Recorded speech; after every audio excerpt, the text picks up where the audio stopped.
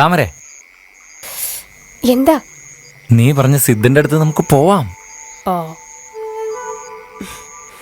പിണങ്ങല്ലേ താമരെ? നീ ആരടാ എന്റെ പെണ്ണെ കയറി പിടിക്കാൻ? അവളുടെ കാര്യം നോക്കാൻ കെട്ടിയോനെ ഞാനുണ്ടോ ഇവിടെ?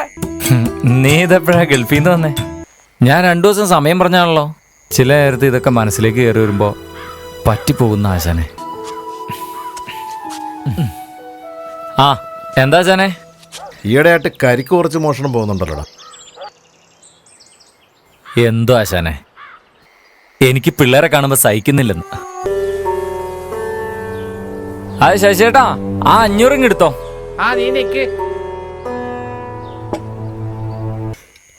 താമരെ, ആ ദാ എന്തേത്? തുറന്നു നോക്ക്.